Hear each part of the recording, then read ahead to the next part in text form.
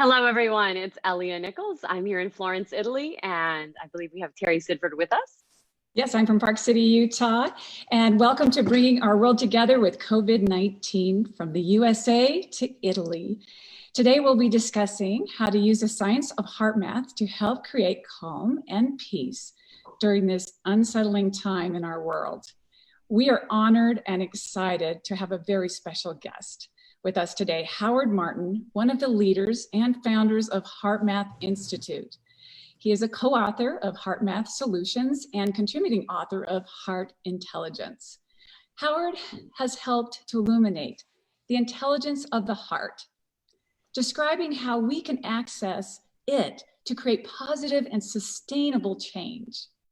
He has helped organizations and global communities incorporate the heart's intelligence into our day-to-day experience by connecting heart with science in ways that empower people to greatly reduce stress, resilience, and unlock their natural intuitive guidance. Howard, thanks so much for joining us. We're really excited to have you here today.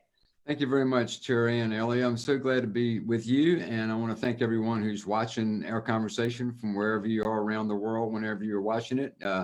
Appreciate your time and your attention. Thank you, Howard. Yeah, we're so happy. I was fortunate enough to find out about HeartMath many years ago and became a certified HeartMath coach. And I know there's a lot of people, including Elia, that don't know anything about HeartMath. And it's been around, Howard, like 25 years.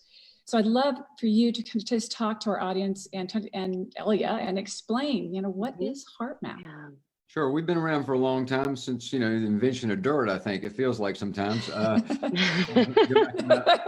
About 30 years, now since we started HeartMath. What HeartMath is really a system consisting of tools, techniques, interesting concepts, innovative science and technology, all based around understanding this magnificent intelligence we have inside ourselves that for thousands of years has been called heart. So we have organizations here in Northern California where we operate. We have a for-profit company and a big nonprofit, a lot of people involved in HeartMath. We do trainings. We certify people. You mentioned, Terry, that you're a certified HeartMath coach. We certify coaches and trainers. We have a wonderful technology product called the Inner Balance Trainer, which we can talk about maybe later. Lots of ways in which we disseminate information. We work in a variety of societal sectors, which is kind of interesting. We have sort of this big footprint that goes a lot of different directions. And we're involved in a lot of people that are into their personal and spiritual growth. It's a core market, a core segment for us. But we also have, like, for example, 30,000 health professionals in our database that, purchase their products and services from us, that use them with their clients and their patients. And it goes all the way into trainings that we do in Fortune 100 companies and all 4 branches of the U.S. military, police departments, around the world. So a lot of different ways in which HeartMath is being applied. So that's kind of what it is. I've been there since its inception back in 1991 when we first started, and it's been a really magnificent, adventurous ride, from starting literally nothing to where we are today. And so we're what I call a big little organization, meaning we're small, employ about 100 people or so, and got this really, really big footprint that goes all around the world. And so it's been quite an interesting process to see how this has evolved and how our ability to help people evolve themselves has grown along the way. Very interesting. It is very interesting. And I watched your TED talk, and I found out kind of why did Howard get into this, a long time ago? And I really related to it because I've always been connected to something with the heart. And I speak about courage in my talk. I wrote a book about it. And people always ask me, so how do I find my courage? And I'm always telling them, connect to your heart. That's where it is. And intuitively, I always knew that. And later on, I found out that the French word for heart is le cœur, meaning heart, or finding one's heart. And so, it's interesting that they say that the heart has intelligence. And I know that you kind of followed your heart when you got into this as well. And that, so tell us a little bit more about how they found that the heart actually does have intelligence. Well, I think we've all experienced it in some ways in our own lives and, in common sense, practical ways. It's an inner guidance system. You've gone to your heart before. Everybody watching right now has had to consult with their heart at one time or another, usually when there's been a challenge and you can't find a solution. The mental processes, the logical linear processes, they don't work, and you have to dig a little deeper to find, some sort of meaning or some way through a challenging situation. And what happens when we often do that, whether it's through prayer or meditation or taking a walk on the beach or in the woods, is that the inner dialogue can begin to shift. I can remember times when I would be faced with something and go, I don't know how I'm going to possibly get through this, and dig a little deeper. And then you hear this, the inner dialogue change to, but you know what, I've gotten through tough things before and I'll get through this. That's sort of the intelligence of the heart sort of coming up to the surface, but it's certainly a lot more than that. It's a high-speed intelligence, very intuitive in nature. It moves very quickly into reaching understanding and reaching some resolution on decision-making and perceptions and how to handle certain things. It is a type of intelligence that, to me, gives rise to the emotional qualities that we really revere the most. More love, more care, more compassion, less judgment, more tolerance, more patience. Those are all qualities, what I call qualities of the heart. The heart gives rise to those type of emotional experiences. It's also the source of our self-security, which I think is an important aspect that we need to find right now during these times. Right. But Yes. it's a place we go to for self-security. And, I guess when I could sum it up and just say this, what I've learned is my heart is my own best friend. And it's the most reliable guide that I really have to navigating life, to making decisions along the way, whether they be big ones or small ones. But it's my heart that's always there for me and has been. And I've done my best to try to unfold that intelligence and then follow its promptings. And it's so far worked out pretty good. It looks like it has for you, Howard. Okay. What so about, Howard, I was curious. yeah, go ahead. Oh, sorry. I was just curious, Howard, you mentioned that obviously right now is a time when we really could utilize something like HeartMath. So in such an unsettling time, how can people use HeartMath to ease their fears, concerns, and stress of the unknown? Because that's what we're dealing with, right? We don't know what's going to happen tomorrow with our jobs, with our life, with schools, et cetera. Yeah. And it's creating a lot of fear, panic, anger. So I was just curious how you and HeartMath would approach that.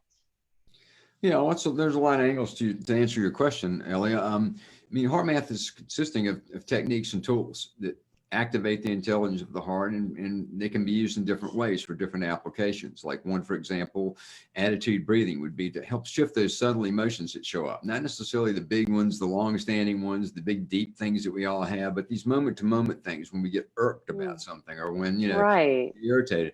That's an example of a technique use. Another one, freeze frame, is for really discriminating decisions. It brings in more of your intuitive intelligence so you can actually access that. So there's a suite of these things. And let me just say this right now in our program, you can get access to 5 of those tools right now for free. And when I say for free, it's not the offer now. And not only that, it's like we created a really beautiful course last year that it feels like you're watching a movie broken into chapters. It's called the HeartMath Experience. And we released it early this year, and it was doing really well for us. It was selling really well. It was being shown at film festivals, and Gaia licensed it, and all kinds of cool things were happening. Then the pandemic came along. So what we decided to do is we decided that we were going to give it away to the world during these times. Just give it away and put it out there. That's to amazing. as many people as possible. So about a week and a half ago, we started doing that. And there's been something like 50,000, downloads of this activation key that you put in to get free access to the course. And in there, you learn 5 HeartMath techniques that you can start to apply immediately to deal with things like your life right now in the middle of an unprecedented global event.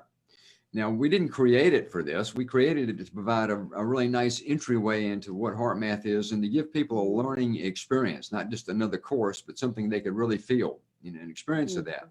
When I look at it now, having played a role in creating this thing, it's come up to me, and maybe this is what it was created for all along, and I just didn't know it. Maybe it was always meant to be given away. And So maybe you'll tell us how to have access to that, right? let's see. My time's up, I I'm gonna think. go do it. Now you have everyone really interested. You go to heartmath.com. It's HeartMath, in case you can't understand my accent, which is Southern. Heartmath.com. And right on the homepage, right at the very top, it says free access to the HeartMath experience. Click there. You'll have to do something like put in your name and your email so that your activation key can come. You paste this activation key in, and boom, you've got this whole 90-minute learning experience that feels like a movie you're watching. And there's no charge to you. There's no tricks. There's no back end to this. We're not doing it for any other reason than we care. Great. Thank you. you. Thank you, Hal. That is amazing. It's really a gift. Yeah, that's wonderful. And I want to encourage any of our audience members to go ahead and write in any comments or questions that you have for Howard today. Okay.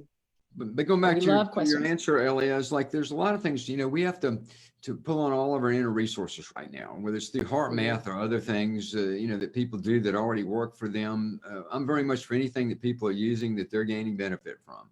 Doesn't have to be about HeartMath. But to pull on those inner resources a bit more, because within this experience that we're going through, it's just like a lot of things in life. There's obviously, there's some tough stuff going on, and it's really hard and hard on a lot of people. So there's a lot of challenges that we face as a global society right now. But there's also a lot of opportunity. There's also a lot of upside that is happening in this. And my belief is that this is actually going to end up being an important step for our world and for humanity as we go through this. How we go through it will determine how important it is. But I see a resilience in the human spirit that's coming up. And when I see that, and I see it so many different places, I'm going like, this virus doesn't stand a chance. Watching this show the other night, there was a thing called One World. It was this broadcast that he did, a whole lot of celebrities and actually interviews with medical people and a lot of people that was put on television and went to every single network in the United States, like millions and millions of people around the world watching this thing. And it had an uplifting spirit to it. And there was one line in there that just sort of, it made me chuckle, but it also gave me that view of inspiration. It was like, Paul McCartney came on and sang a song and then said some inspirational stuff. Then they cut back to one of the hosts, Jimmy Kimmel, and Jimmy says, this virus is in trouble when a beetle gets involved. And it just shows that there's an upside to this, where we're going through this, and we will go through it, and the world will be a different place when it's done.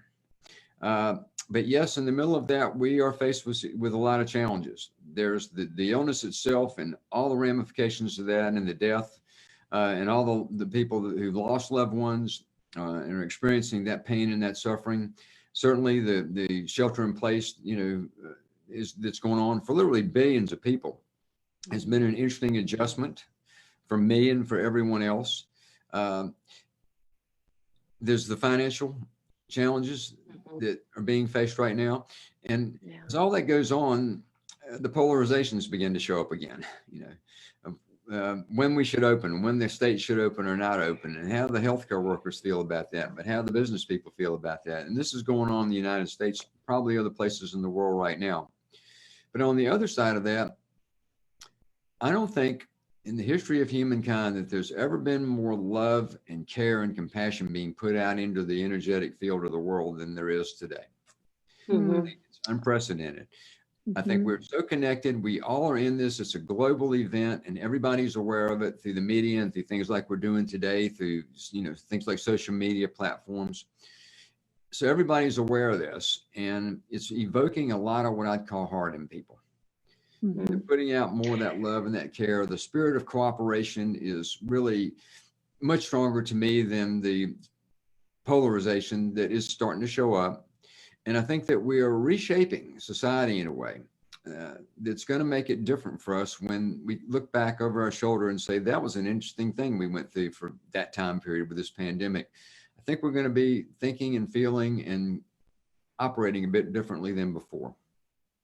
I hope so, because over here in Italy, we have moved past the point where we feel energetically connected, because I've literally been in lockdown and quarantine for 2 months at this point. Some people have been for 3 months.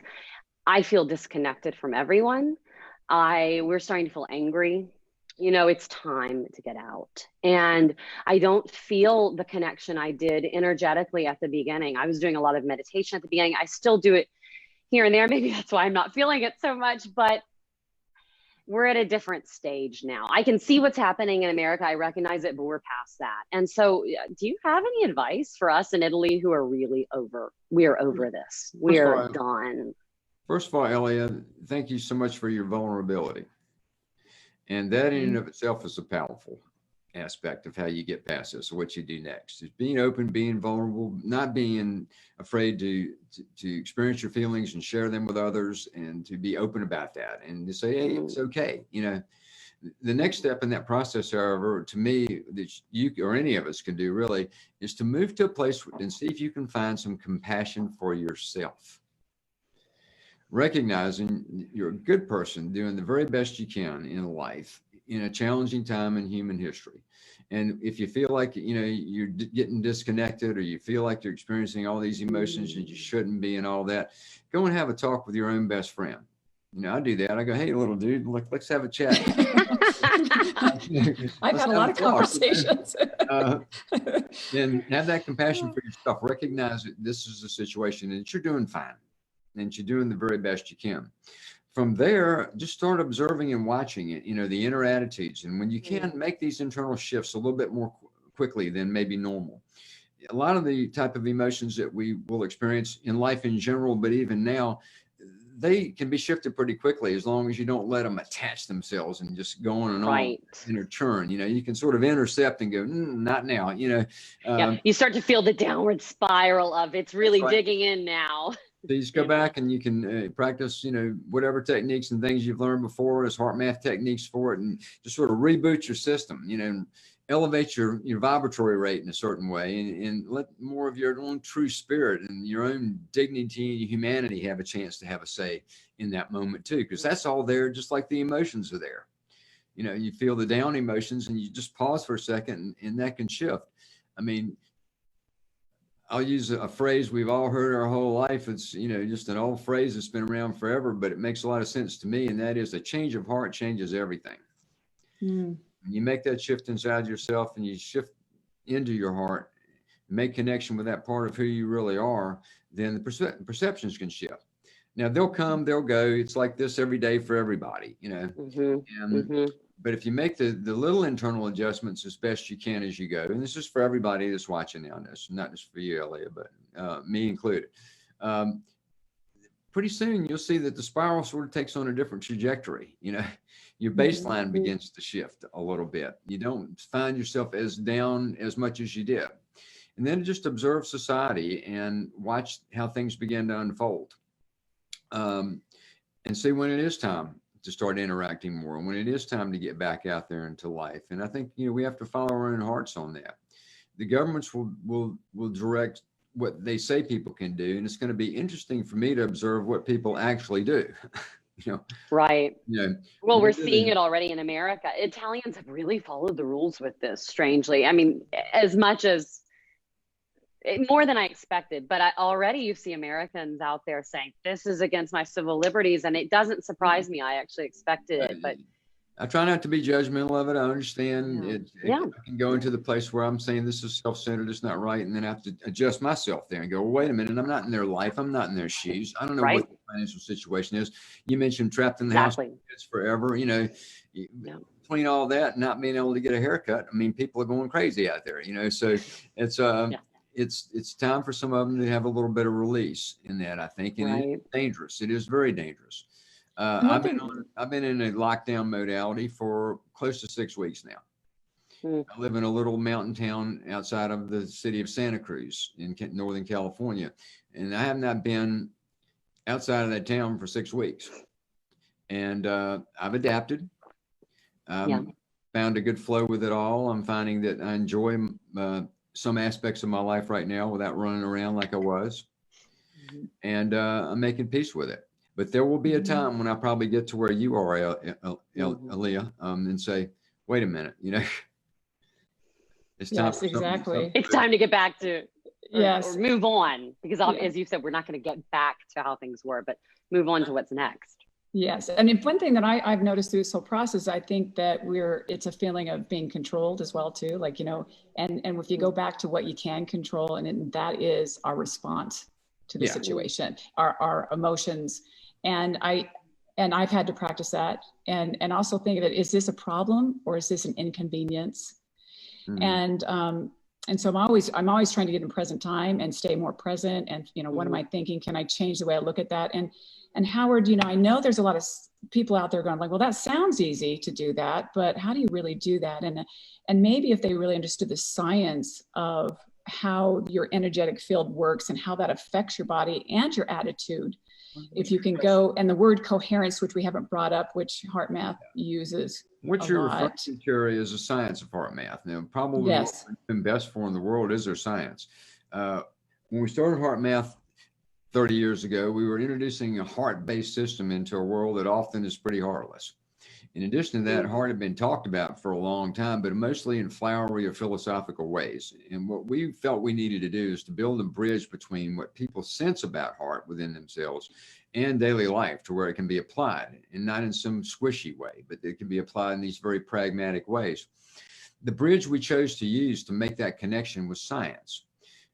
And the reason for that is the science is very respected. When science says something, when science proves something, the power of belief in whatever they were trying to look at increases rather dramatically when science supports it. So we chose science. So early on, we began to do scientific research on trying to understand the physical heart better. I'll explain more about that in a second, but let me say today there are over 400 peer-reviewed research papers on HeartMath. There are something like 8,000 or more listings of HeartMath research, sightings they call them, in research literature around the world. You can go to our nonprofit site, which is heartmath.org, if you want to know more about the research. Click on that research tab and you can stay busy for a really long time, because our research has spanned a lot of different areas in which we've looked at things. But early on, we were wondering, was there anything happening with the physical heart that could begin to explain what we had experienced in ourselves in trying to make connection with the heart, that intelligence we talk about? What we found was there was already pieces of research scattered throughout the research literature showing that the heart was more than a muscle pumping blood. So our scientists looked at that and then began their own experimentation. And what we were able to discover was a story that's become quite popular now in many areas, which is a story of the heart being more than a blood pump. That in fact, it is an information processing center in our bodies. That your heart is sending information to the brain and throughout your entire system. The information that it is sending is critically dependent. I mean, the rest of the body is critically dependent upon that information. It's an important part of our physiology. It's informing the brain what to do in many cases. And this all relates to things that have been said for thousands of years about the heart, about it being intelligent. I could go back into the history of heart and all that, but it's been talked about for a long time. So that research was expanded into understanding the ways in which it communicates. And then today we do research on what's called social coherence. What happens when people become more connected to the heart in large groups? What happens in terms of performance, health outcomes, societal outcomes? We do that. We even take it further into global coherence research, understanding our connection to the Earth's energetic fields and the relationship that goes on there. So our research has gone into a lot of different areas. But you asked me to talk about the term coherence, right? Mm-hmm. Well, when heart-brain-body communication is working really well, we enter a state called higher coherence. There's a medical term for this state. It's called psychophysiological coherence. Now, any of you listening from the South, don't judge me now. I had to learn to say that better. And when I first started working here at HeartMath, it'd be like psychophysiological coherence. That didn't work. I'm glad you had to say it. I had to I know you're a speech coach, so I had to refine this. Yeah, but I'm from Louisiana, so I understand. I had to get it down. The psychophysiological coherence. Now, what this is when you're in high coherence, all the major body systems begin to synchronize with the rhythmic beating pattern of the heart. So that's things like digestion, respiration, immune system response, hormonal response, brain function, all that syncs up and the heart starts synchronizing all those major systems. When that happens, it's a very healthy state. It's good for us. It's good for the physical heart. It's good for a lot of things. It triggers the release of hormones into the body that regenerate us, like more DHEA and more oxytocin. These are regenerating hormones. And it improves things like mental clarity. Opens up the higher perceptual centers in the brain, in the neocortex. We suddenly begin to see differently, see into things. We differentiate things better. We make better decisions. We communicate more clearly. All those are benefits of when that body syncs like that. Now, the psychological part of it is interesting as well. Coherence is naturally triggered when we are experiencing what I would call a regenerative, uplifting emotion. If you're out somewhere, if you can remember that, you're in the mall and you see a little baby in a stroller, and all of a sudden, look how cute that baby is. And you feel that little glow in your heart, as you look at that baby. That's your system naturally moving more into coherence. So regenerative. So is it a feeling? Is it like a feeling of warmth? I mean, how does it manifest itself? It shows up different ways for different people, but it triggers naturally from the emotion. Now, once you're in the coherent state, those type of emotions become more readily available. It's easier to feel appreciative, easier to feel less judgmental, so you're in that coherent state and you can modulate your emotions more into that uplifting, regenerative type of emotion much more easily. And there's your psychological benefit. So a lot of the HeartMath techniques are designed to train people how to increase their coherence. Same with our technology. The Inner Balance Trainer, which is an app you get for free and you purchase a sensor, measures those changes in heart, brain, body communication and trains you how to become more coherent. And so that a lot of what we do is to help people increase their coherence. Now, there are other benefits. These are defined, scientifically verified benefits of becoming more coherent. But let me put it in a different context right now, if people will allow me to do that. I can't prove this, but what I will say is that when you're in a state of higher coherence, more of your own spirit downloads into your humanness.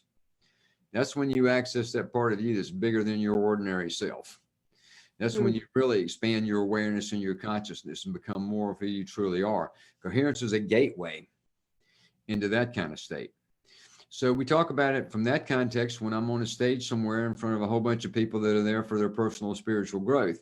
When we're training police departments, we talk about the benefits of increasing coherence for operational effectiveness, different ways of creating the language, but we're basically getting people in touch with their heart one way or another.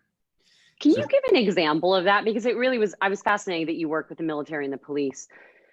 Can you give an example? Okay. How you would teach the police? I have partnerships around the world with some other organizations that become like our brand representatives in their country. One of those is in the Netherlands, HeartMath Benelux. They ended up getting involved with the Dutch Police Department. It started out with a small pilot of a few hundred people. The Dutch Police Department had a resilience-based program they were implementing throughout the police force in the Netherlands. That evolved over time into where they started delivering, it's basically a short module. It's like a 3-hour module that teaches the police basic HeartMath techniques and teaches them about coherence. And they've ended up now training over 50,000 Dutch police officers in that module. Almost the entire police force has been trained in that. And I have talked to some of these people. I've talked to these policemen about what it's done for them and how it's helped them in crisis situations to be able to go to that place inside and make a better decision. It's helped them with their stress it's associated with their job, especially when they're not on duty and the stress they carry home. The funniest story was I was in Switzerland doing a program and I mentioned the Dutch police thing. And a guy raised his hand and he said, "My name is so-and-so and I'm from Austria." And he said, "I have a story to tell you. I was recently in the Netherlands. I made some kind of wrong turn when I was driving. I got pulled over by a police officer and he said, 'Let me explain to you what you did wrong so you don't do it again.'" And he said, he looked at him and said, "So you're not going to give me a ticket?" And he goes, "No, it's more important for right now for you to just understand, what you did, that you need to do differently. I think this way because I've been trained in HeartMath." And the person probably thought he was crazy. Yeah, the guy was like, would respond that way. Because he turned left, and but then the police officer actually acknowledged that that was the type of attitude and perspective that he gained from his HeartMath training. So Interesting. go deep down into society a lot of times. An area that's really important for us right now is healthcare workers. We train a lot of healthcare people. We train right now we train most of the nursing staffs in 17 different hospitals right now in the United States. 17 hospitals, variety of hospital systems have implemented HeartMath training into their nursing forces. We've been spending a lot of time, not me personally, but my staff has been spending a lot of time right now working with those nurses, working with those medical people as they go through this COVID-19 crisis. And some of those are in hospitals that are not overloaded. And then there's some that are. And they're actually working with some of these nurses right now in places like Detroit that have had an overload of people where they cannot handle it. And they're working with them and coaching them every morning. This is nothing we're charging them for. This is something that they're doing because we're invested in these people. And so it's another example of where I want HeartMath to always go down deeper into society and meet people where they are, the needs they have. What I can do today on a call like this is just offer that inspiration and say, you can get the HeartMath experience if you want to, go do that. You can always check out everything we do on our websites. But from today's time, I just want people to get a sense that they're doing fine, that they have a power within themselves that's always been there. It's coming to the surface in a lot more people now than ever before. Good things are going to happen as a result of this when it's all said and done. But right now we got some tough road to walk, but never lose it. Never lose your heart and never lose your hope, because it's all going to be okay. It's a great message, Howard. It really is. Yes, one thing I did want you to address is, I think there's a lot of people out there that are thinking, I thought that, connecting to your heart makes you more soft. And, it should be your brain. It should be your brain that's leading you, especially when you're in a stressful situation. And so I know the science because I learned it, but I just think it's fascinating how, the research that you have found and how even the magnetic field and how that relates to the brain and back and forth. Yeah, sure. Well, I think, what is strength? There's a side of heart that's a business heart. It takes care of business. As a business professional, as an executive here at HeartMath, I have to make shot calls all the time, and they aren't easy. But I have to use my heart to determine what is best for the whole. And then I have to have, to the type of work you do, Terry, I have to have the courage to do what I think is right. That has got a lot of heart in it. It takes heart discrimination, first of all, to even determine that. It takes self-security to be able to step up and do what I think I need to do. And it takes extra care to bring as many people along as I possibly can in that process and do the best I can for the whole as I go about the decision that might be a tough decision. To me, those are all strong qualities of heart. There's no weakness to me in that. I could play it the old school paradigm and go in there and do the command and control and direct, and not give a damn about what that does to people, make sure I'm taking care of me before I'm taking care of anybody else, and making sure I'm coming out good in this whole thing, but that's the old paradigm. The new one that's got heart in it approaches things like I had previously described. And how about the magnetic field? I thought that was fascinating when I learned that the heart has a magnetic field. Am I saying that correctly, Howard? I've heard of it. It sounds interesting. Doesn't it go at least like 7 feet or something, and then the heart and the brain, it's only like a foot. Well, I'll explain it. Thank you. The heart is. Wait a minute, I've got to go. Just kidding. Oh yes, we have about 5 minutes. Yeah. The heart is an electrical organ, meaning it produces electricity. The strongest source of electricity, bioelectricity, we have is produced by the heart. About 40 to 60 times stronger than the second most powerful source, which is our brain. Now, this electrical energy goes to every single cell in our body. We're bathed in this electromagnetic energy, this magnetic field energy that we're bathed in. It's strong enough that it creates a magnetic field that surrounds us in 360 degrees. Now, we use the most conservative research tools you can get to measure magnetic fields. They're called magnetometers. They're used all the time to measure magnetic fields. So it's very conservative equipment that we use. And using magnetometers, we can pick that field up about 3 feet outside the body. So we literally have this field of energy that we're generating from the heart that at the most conservative measurement possible, we know it extends 3 feet outside the body. It gets interesting because the field is changing all the time. In other words, the frequencies or the information in the field is constantly fluctuating, and we figured out why. It's fluctuating because of our emotions. Our emotions are imprinting the heart's magnetic field. If we're feeling frustrated, angry, judgmental, those kind of feelings, it produces an incoherent spectra, it's called, in that field. A whole lot of frequencies that aren't cooperating, a lack of harmony in that field. If we shift that emotional state and then start feeling heart-based emotions, more care, more consideration, more patience, those kind of feelings, the field changes. It produces more of what's called a coherent spectra in the field. The field is working more harmoniously. So we are literally broadcasting our emotions through this field produced by the heart. So the research goes on in understanding how does this heart field affect the field of the brain. To me, in heart-brain-body communication, most of the important information is being exchanged not through the biology, but through the fields. It's an energetic transfer, more so than a biological transfer. And then, as researchers look at this, they would say that it's very possible that this field goes a lot further than 3 feet, or for the European audience, 1 meter. It's a lot further than that. This thing could be infinite. And then the real wide scientists that want to look at it through the lens of quantum physics, which removes the traditional barriers of time and space, say this thing could be infinite. This could be the real connection that we have to the universe itself. And they can go into that kind of theoretical understanding of the heart in this field. So it's really interesting advanced research. It's really fun, but the things that we can say definitively without being just in theoretical context are your heart's producing a field. It extends outside your body about 3 feet. The frequencies in it are changing depending on what you're feeling emotionally. That's a given. That's known. That's proven. So there's the so much, Howard. Yeah. Yes. Go ahead, Elliot. I actually have I have a question from our audience that I wanted to go ahead and ask. Lauren Miles says, a question for Howard: how is HeartMath different from meditation? And you've given a little bit of an idea, but maybe you can specifically answer that. Well, first of all, I want to say that one of the core principles of HeartMath since our beginning, we have a founder named Doc Childry, and one of the principles that he embedded in us early on and continues to reinforce is that HeartMath is not competitive with other practices. Mm-hmm.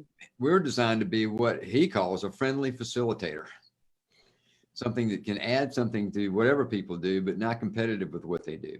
So meditation has been around for thousands of years. It's helped a lot of people and continues to help a lot of people. There are a lot of different kinds of meditation. Some meditation is just total stillness, total no think. Some of it's more active. Some of it's about breathing. There's different kinds that go on there. What I would say about HeartMath is, yeah, there's got to be some similarities to that. But one of the ways in which we try to contribute to that type of inner work was to create techniques you could use on the go.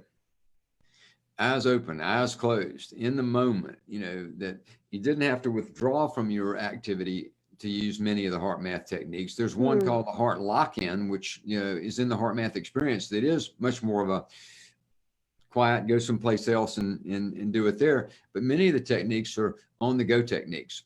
They're access to be quick and the access to move on. So I personally have a meditative practice myself, and it starts in the morning for me every single day, and I do it at night as well. And it creates a baseline in me that makes using everything else easier. And sure, I'm doing it from the heart, and it's a heart-based meditation stuff that I do. But in the course of the day, as a business professional and all that, I can't just go off and just do a meditation. So what I need to do is be able to shift it pretty quick. I told you guys before we started this that today is not a great day for me in my health. I've been running a temperature and I got a sore throat. I don't think anybody can tell that, right? And the reason is because I just made that shift inside. I went to that place inside and used my own tools in the moment. I didn't have to go away and meditate and come back in and tell you guys that I was going to try to step it up for 30 minutes before I go back to being sick. I just made the shift. And that's the way HeartMath tools can help you. So Howard, how can you tell people quickly, I know they have the heart focused breathing. I know we have to wrap it up, but I think it's one of the easier ones that I've learned and you can just get all of this on heartmath.com, but it's a heart focused breathing. And it's just, focusing in the center of your heart and a regenerative feeling I'll tell you what, Terry. Yes. You're a coach. Yes. How about you lead everybody through heart focused breathing? Okay. Yeah, I'll do it. All right, here we go. You ready? Okay. I'm ready. All right. I'd like everyone just to kind of relax their body and start breathing in and out of your heart area a little slower and faster than normal. Just about a count of 5 as you inhale. And a count of 5 as you exhale. In and out of your heart area.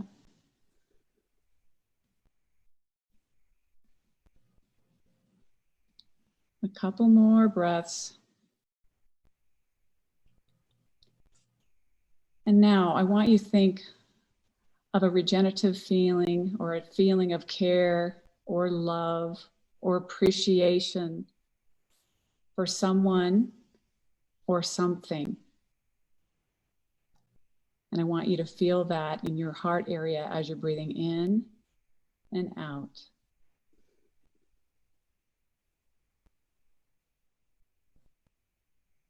And now take that feeling and I want you to send it out to someone that you care, appreciate. Or even on a bigger spectrum, maybe it's someone in Italy or someone in the United States.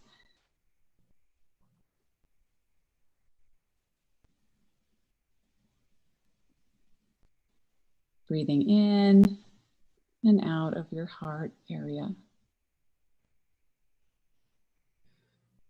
Now, when you feel calm and centered, I want you just to open your eyes.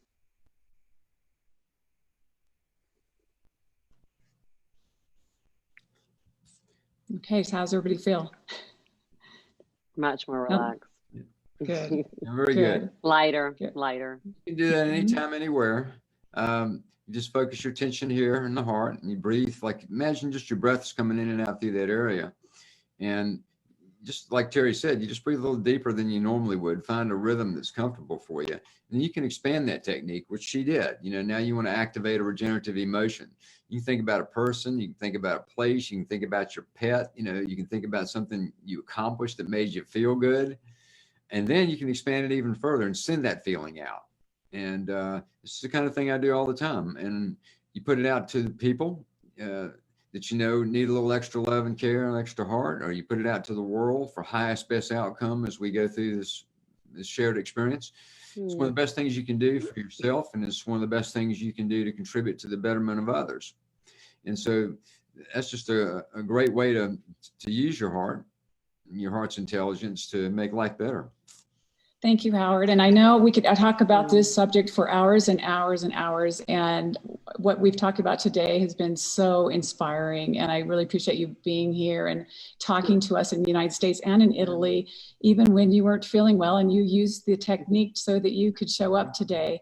And everyone, please go to heartmath.com for information. And for that, what did you call it, Howard? The thing that you were offering to everyone? The HeartMath experience.